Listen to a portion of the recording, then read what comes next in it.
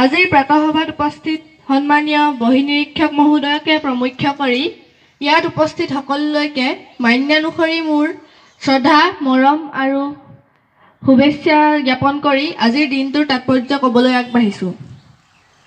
আজি বৃহস্পতিবাৰ 2023 খ্ৰীষ্টাব্দৰ ফেব্ৰুৱাৰী মাহৰ 2 তাৰিখ।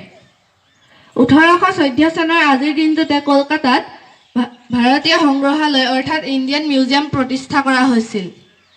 লগতে 1913 চনৰ আজিৰ দিনটোতে নিউয়ৰ্কত গ্ৰেণ্ড চেণ্ট্ৰেল টাৰ্মিনেল মুকলি কৰা হৈছিল।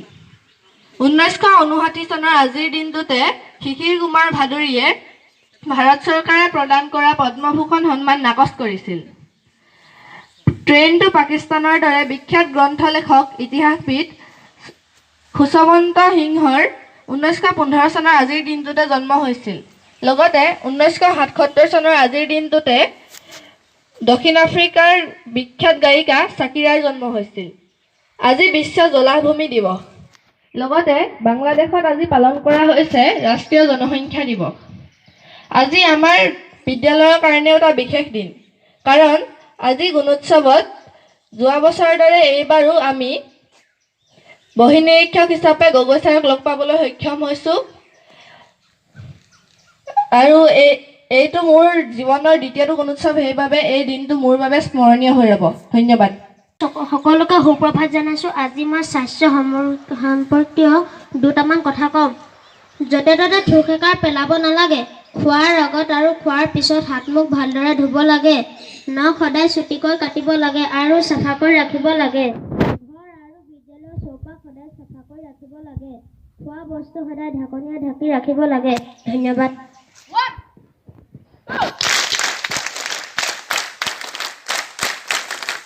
এতিয়া তালিকা দাস। আজি মই প্ৰাতঃসভাত অৰণ্য মানৱ যাদৱ পায়েং দেৱৰ বিষয়ে দুআষাৰ ক'বলৈ লৈছোঁ। যাদৱ পায়েং দেৱৰ জন্ম হৈছিল 1959 চনৰ 31 অক্টোবৰ তাৰিখে যোৰহাট জিলাৰ ককিলামুখ নামৰ ঠাইত। যাদৱ পায়েং দেৱৰ প্ৰকৃত নাম মোলাই। তেওঁৰ জন্ম ঠাই ককিলামুখৰ ঔনামুখ চাপৰিটো ব্ৰহ্মপুত্ৰৰ এটা বৃহৎ চাপৰি। এই চাপৰিত তেওঁ প্ৰথমে বহু বাঁহ গছ ৰুই চাপৰিটো বানপানীৰ পৰা সুৰক্ষা দিবলৈ চেষ্টা কৰিছিল। লাহে লাহে তেওঁ আন ধৰণৰ গছ যেনে শিমলু, চিচু, ডিমৰু, ভেলকৰ, অৰ্জুন, গমাৰি, বগৰী, সোণাৰু, কৃষ্ণচূড়া, চেগুন আদি গছ ৰুবলৈ আৰম্ভ কৰিলে।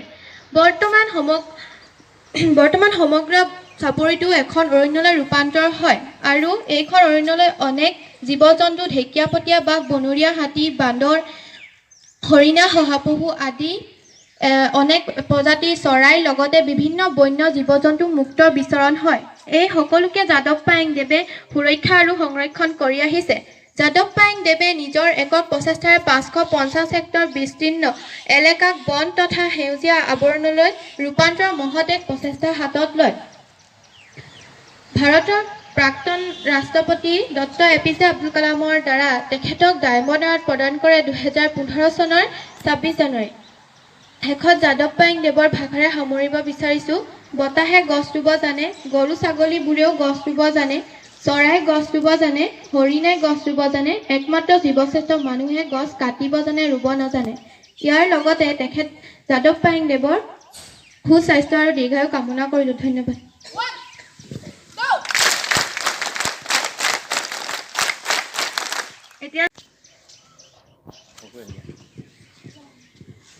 নমস্কাৰ, সুপ্ৰভাত। আবৃত্তি কৰিবলৈ লোৱা কবিতাৰ শিৰোনাম গছ ভালপোৱা ককাৰ খং। কবি ডক্টৰ ভৱেন্দ্ৰনাথ শইকীয়া।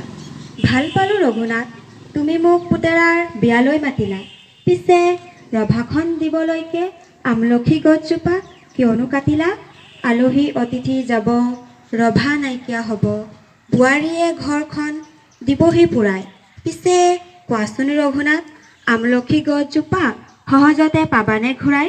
দৰাটিক মাতাচোন, এজোলোকা আশীৰ্বাদ দিওঁ আৰু যাওঁ, গছজোপা কটাৰ বাবে লুচি, ভাজি, ৰসগোল্লা একোকে নাখাওঁ। ধন্যবাদ।